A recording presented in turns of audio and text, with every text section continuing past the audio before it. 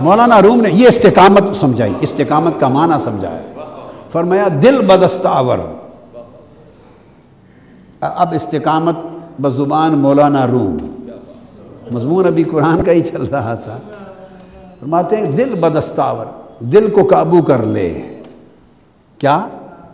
دل کو تھام لے، دل کو قائم کر لے، دل کو اپنے ہاتھ میں لے لے، یعنی دل کو قائم کر لے، تھام لے، مضبوط کر لے، ایک جگہ پر جما لے۔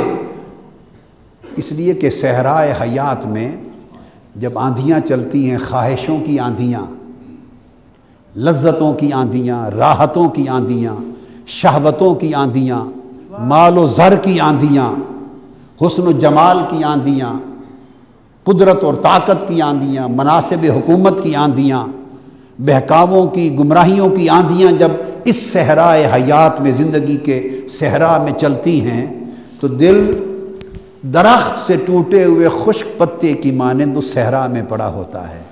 تو آندھی چلتی ہے تو دل کے پتے کو اٹھا کے کبھی ادھر لے جاتی ہے، کبھی ادھر لے جاتی ہے، تو دل کو جمنے نہیں دیتی۔ اس کو مولانا روم نے کہا استقامت کے معنی میں کہ دل کو قابو کر لے، آندھیاں چلتی رہیں پر یہ نہ اڑتا پھرے، آندھیاں چلتی رہیں پر یہ ہوا کے ساتھ یہ نہ اڑتا پھرے۔ ہماری پرابلم یہ ہے کہ ہمارا دل اڑتا ہی رہتا ہے، جدھر کی ہوا چلی ادھر کو اڑ گئے۔ ہماری مائیں بہنیں بیٹیاں جس فیشن کی ہوا چلی ادھر ہی کو اڑ گئے، جوان لڑکے جس فیشن کی ہوا چلی ادھر ہی کو اڑ گئے۔ یہ جو ہوا چلے تو اسی طرف بہ جانا، یہ کن کو ہے؟ جن کے اندر اپنی استقامت نہیں ہے، جو قائم نہیں ہوئے، جو جمے نہیں، کیا بولیے نا، جو جمے نہیں۔ ارے دودھ بھی نہ جمے تو دہی نہیں بنتی، اور اس کو رڑکتے رہیں سارا دن، بن جمے دودھ کو رڑکتے رہیں مکھن نہیں نکلتا۔ بن جمے دودھ کو رڑکتے رہیں، 24 گھنٹے رڑکتے رہیں ریڑکے میں ڈال کر، وہ دودھ کا دودھ رہتا ہے، مکھن نہیں دیتا۔ اس میں سے کچھ نکالنا ہو تو اس کو پہلے جمانا پڑتا ہے۔ آپ اس کو جماتے ہیں، آپ اس کو جماتے ہیں۔ اور ایک یہ بھی ہے کہ جمتا بھی کوئی نہیں ہے جب تک تھوڑی سی جاگ نہ لگے۔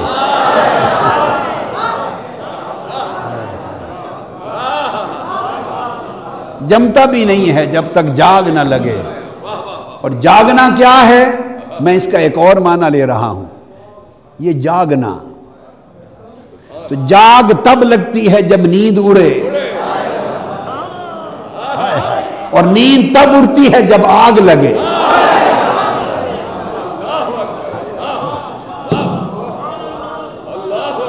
آگ لگے تو نیند اڑتی ہے، نیند اڑے تو جاگ آتی ہے، بس تین چیزیں کرنا۔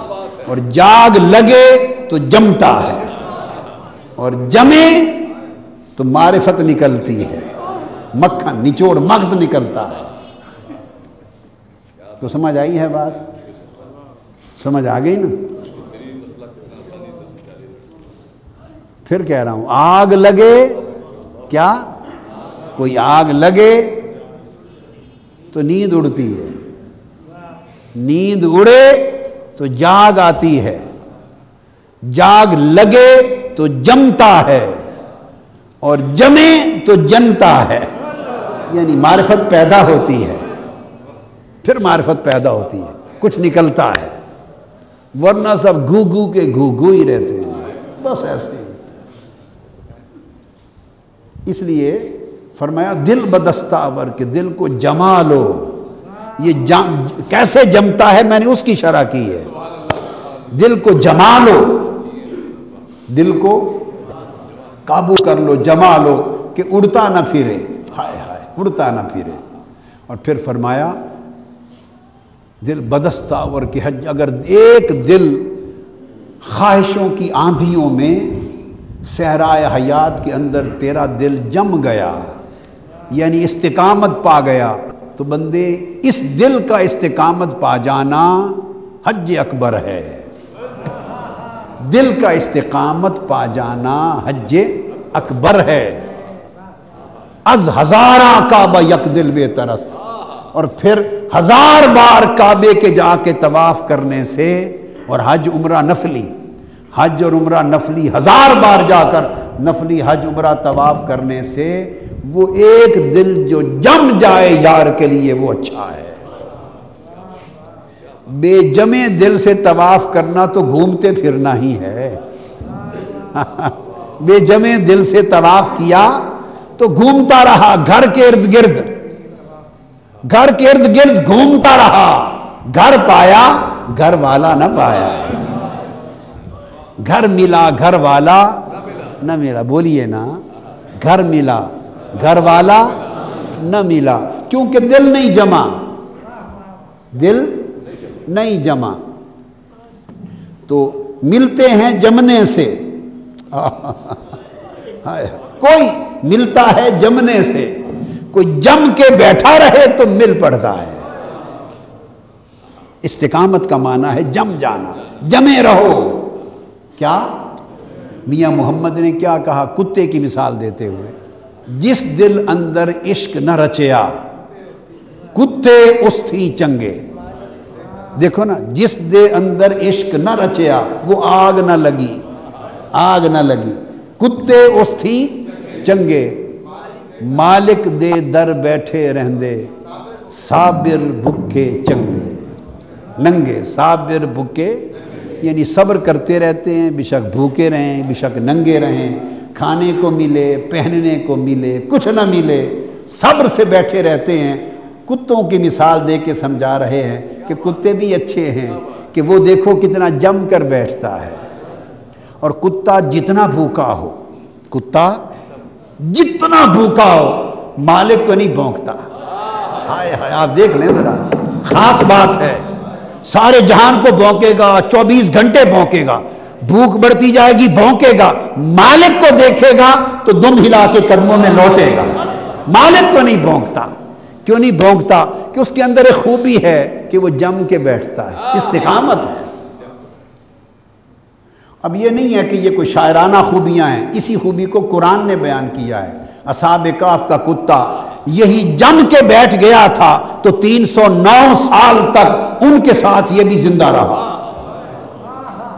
کوئی چھیچھڑے پھینک جاتا تھا اسے قصاب، کوئی گوشت کی بوٹیاں دے جاتا تھا اس غار کے کنارے، کوئی کھانا دے جاتا تھا، کوئی پانی دے جاتا تھا۔ بولیے نا، اندر وہ اصحاب کہف لیٹے تھے، ان کو تو غذا آتی تھی اوپر سے، ان کو تو خوراک ملتی تھی لاہوتی، ان کو خوراک ملتی تھی جبروتی، ان کو خوراک ملتی تھی، پوشاک ملتی تھی ملکوتی، ان کو تو زندگی کی ساری آثار آتے تھے اوپر سے۔ تو کتے کو کون سے آثار اوپر سے جبروتی ملکوتی آتے تھے؟ یہ تو کتا تھا، مگر سب کچھ ملتا تھا انہیں۔ یہ چونکہ ان کے در پہ جم کے بیٹھا تھا، استقامت کے ساتھ بیٹھا تھا، اس استقامت نے اس کتے کا ربط ان کے ساتھ اتنا جوڑ دیا تھا کہ جو انہیں آتا تھا اس میں سے اسے بھی ملتا تھا،